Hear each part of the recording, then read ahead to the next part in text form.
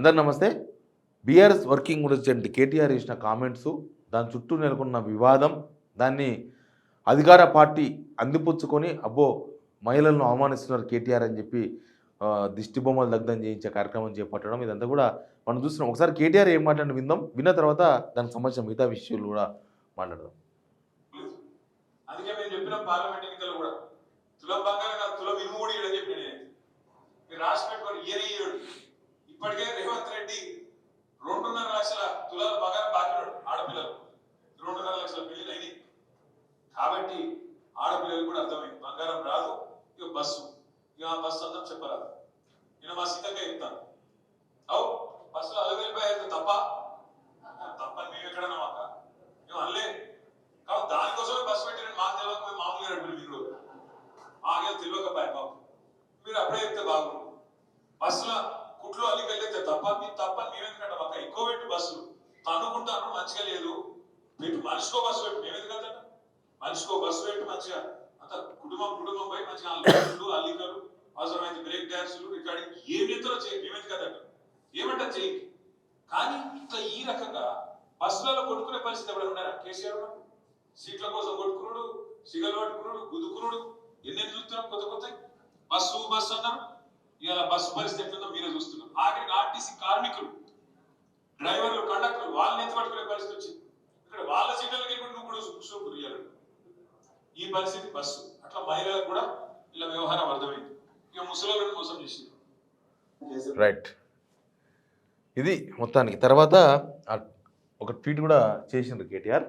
Anyway, KTR చేసిన స్పీచ్లో చాలా విషయాలు ఉన్నాయి. కాకపోతే కేటీఆర్ వ్యంగ్యంగా మాట్లాడినారు. కొంత వ్యంగ్యం తగ్గించుకుంటే బాగుండేది దీనిలో. అంటే నిజానికి కూడా ఫ్రీ బస్సులు పెట్టిన తర్వాత మహిళలకు కొద్దిగా మిస్యూజింగ్ కూడా ఎక్కువైపోయింది. మిస్యూజింగ్, కుట్లు, అల్లికలు, ఎల్లిపాయలు వాళ్ళు టైంపాస్గా చేస్తున్నారో లేకపోతే టైం దొరకక చేస్తున్నారో బస్సులో ఏమో. కానీ ఆ విషయాన్ని కేటీఆర్ ప్రస్తావించే టైంలో ఇక్కడ డ్యాన్సులు చేసుకోండి, ఏమైనా చేసుకోండి, మాకెందుకో అని మాట్లాడింది కేటీఆర్. నిజానికి మహిళల విషయంలో అట్లా మాట్లాడకూడదు కేటీఆర్. అయితే కేటీఆర్ ఒకటే కాదు, ఎవరూ మాట్లాడకూడదు, రాజకీయ నాయకులు ఎవరూ మాట్లాడకూడదు. అంతకుముందు ఇప్పుడు యాక్చువల్గా ఎందుకు అధికార పార్టీ కాంగ్రెస్ ఈ ఇష్యూని తీసుకున్నది చాలా ఇంపార్టెంట్. దానిలో అంత పెద్దగా చెప్పుకోదగ్గది కూడా ఏం లేదు. మనం మామూలుగా అంటాం కదా, ఏమైనా వేసుకోపో తైతక్కలు ఆడుకోపో అంటాం కదా, అట్లాంటి కామెంట్ అది. దాన్ని ఎందుకు సీరియస్గా తీసుకున్నది కాంగ్రెస్ అంటే, సీరియస్గా తీసుకున్నది అనకూడదు, దాన్ని వాడుకునే ప్రయత్నం చేస్తున్నారు వాళ్ళు. ఎందుకు వాడుకునే ప్రయత్నం చేస్తున్నారంటే, రుణమాఫీ విషయంలో ఫెయిల్ అయింది గవర్నమెంట్. రుణమాఫీ చేస్తామని ఊరించి లాస్ట్కి చేయాల్సింది చేసింది. రుణమాఫీ అవుతుంది మాకు అయిపోతుంది అనుకున్న దగ్గర అది బీఆర్ఎస్ చేసినా చేయకపోయినా, బీఆర్ఎస్ వాళ్ళు దాన్ని ఎత్తి చూపకపోయినా అది కాంగ్రెస్కి నెగిటివ్ అయింది. అధికార పార్టీ రుణమాఫీ చేసినా మాకు ప్రాప్తి దక్కకపోయే అనే దానిలోకి వచ్చింది కాంగ్రెస్ పార్టీ. ఎందుకంటే వాళ్ళు చేస్తామన్నది వేరు, చేసింది వేరు, చేసినా ఫలితం దక్కకుండా పోయింది. కాబట్టి ఈ విషయంలో అర్థమైపోయింది, రైతుల్లో దీని మీద కొంత వ్యతిరేకత మొదలైంది. చేసిన వాళ్ళు, రుణమాఫీ అయిన వాళ్ళు కూడా అయ్యో మా ఇంట్లో ఒకరికి అయింది, మా వాళ్ళకి కాలేదు, వాళ్ళకు కూడా చేసేది ఉండే కదా, అవునయా మా కూడా చేసిండు, వాళ్ళు కూడా చేసేది ఉండే కదా అని మాట్లాడుతున్నారు రైతులు. కాబట్టి చేసిన వాళ్ళు సంతృప్తిగా లేరు, చేయని వాళ్ళు అసలే సంతృప్తిగా ఉండరు. ఇది 5 సంవత్సరాలు రేవంత్ రెడ్డి ప్రభుత్వాన్ని, కాంగ్రెస్ ప్రభుత్వం తిట్టుకుంటూనే ఉంటారు రైతులు. ఆ గడబడంతా నడుస్తుంది, ఆ చర్చ అంతా నడుస్తుంది సోషల్ మీడియాలో కానీ ఊర్లలో కానీ, మొత్తం అదే నడుస్తుంది. అది నడుస్తున్న టైంలో టక్కున తెర మీద తీసుకొచ్చేసారు. ఏదో ఒకటి కావాలి కదా, డైవర్షన్ పాలిటిక్స్. ఇది డైవర్షన్ పాలిటిక్స్. కేటీఆర్ మాట్లాడిన దానిలో కొంత వ్యంగ్యం ఉంది, కేటీఆర్ మాట్లాడిన దానిలో కొంత మహిళలను అట్లా మాట్లాడదు లేకుండే. కానీ ఆ ఇష్యూను ఇంత పెద్ద రాజకీయం చేసి దిష్టిబొమ్మలు దగ్ధం చేసినంత పెద్ద ఎపిసోడ్ అయితే కాదు. ఎందుకంటే రేవంత్ రెడ్డి చేసిన కామెంట్స్ కూడా అట్లే ఉన్నాయి మహిళల మీద. ఆయన చేసిన కామెంట్ డీకేఆర్ విషయంలో మాట్లాడారు. మహబూబ్నగర్ పార్లమెంటు ప్రచారంలో రేవంత్ రెడ్డి చేసిన కామెంట్స్ ఏం తెలుసా? పండబెట్టి తొక్కుకుంటూ పోతా, ఒక మహిళను పండబెట్టి తొక్కుకుంటూ పోతా అని ప్రచార సభలో మాట్లాడొచ్చా? మరి దాని మీద కూడా తీవ్రమైన అభ్యంతరాలు వ్యక్తమైనాయి. దాని మీద కూడా ఒక మహిళా అభ్యర్థిని ఆమె ఏడ్చుకుంటూ మాట్లాడింది డీకేఆర్న. ఒక మహిళా అభ్యర్థిని నన్ను అవమానిస్తారా, తొక్కుకుంటూ పోతాడా, ఏమనుకుంటున్నాడని. ఇంకా తర్వాత మొన్న అసెంబ్లీలో మనం చూసినాం, మహిళా ఎమ్మెల్యేలు ఇద్దరు, సబితా ఇంద్రారెడ్డి ప్లస్ సునీతా లక్ష్మణ్ రెడ్డి, వీళ్ళిద్దరిని అవమానించారు. ఎవరు అవమానించారు? సీఎం రేవంత్ రెడ్డి గారు అవమానించారు. ఫస్ట్ డే అవమానించారు, సెకండ్ డే వాళ్ళకి మాట్లాడడానికి అవకాశం ఇవ్వాలంటే 4.5 hours నిలబడ్డారు, ఇట్లా స్టాండ్ బై నిలబడ్డారు, ఇట్లే మాకు మైక్ కావాలని. వ్యంగ్యంగా కాదు, చాలా ఎటకారంగా రేవంత్ రెడ్డి నవ్విండు తప్ప వాళ్ళకు ఒక నిమిషం మైక్ అని మాట్లాడతారని మాత్రం చెప్పలే ఆ ఇష్యూ మీద. అంటే బట్టగాల్చి లేడీస్ ముఖం మీద బట్టగాల్చేసి వాళ్ళు ఏమన్నా కానీ వాళ్ళు మోసం చేశారని చెప్పి మహిళలను అవమానించాడు.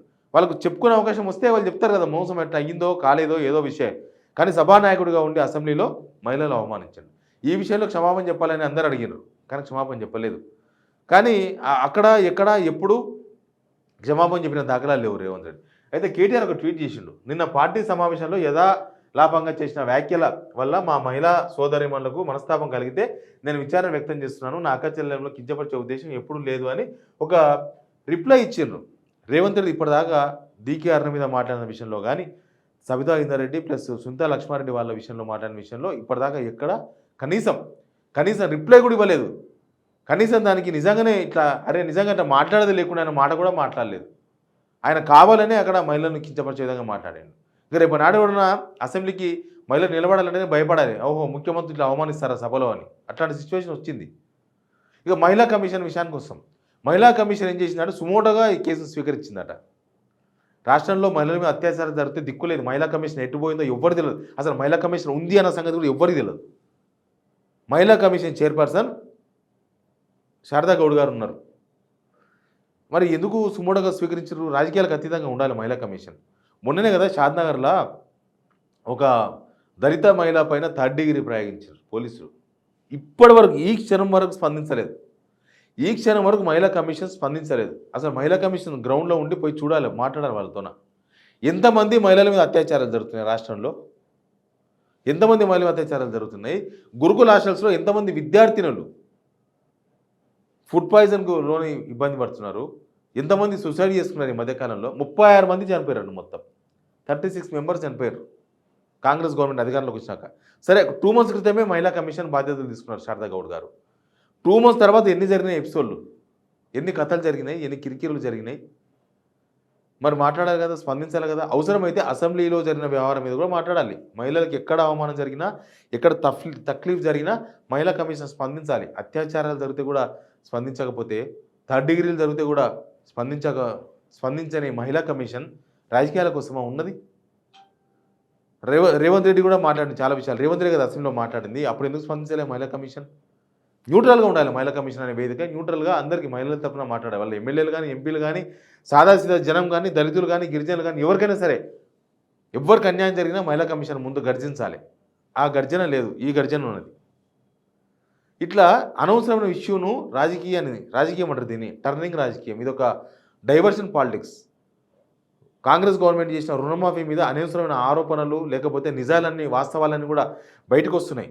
రైతులందరూ కూడా వాళ్ళ ఆక్రోశాన్ని బయటపెట్టే టైంలో ఈ లేనిపోని రాజకీయం తెర మీద తీసుకొస్తే దానిలో వీళ్ళందరూ పావులు. ఈ మహిళా కమిషన్ కూడా దానిలో పావైనట్టుగా కనిపిస్తుంది. ఎందుకంటే ఎప్పుడు మహిళా కమిషన్ స్పందించే వరకు ఒకసారిగా అట్లా అనిపించింది. ఎనీవే, ఈ వివాదం చుట్టూ ఉన్న రాజకీయం, వివాదం వెనుక ఉన్న రాజకీయాన్ని మీకు ఎక్స్పోజ్ చేద్దామన్న ప్రయత్నంతో ఈ వీడియో చేసిన. Please subscribe signal TV.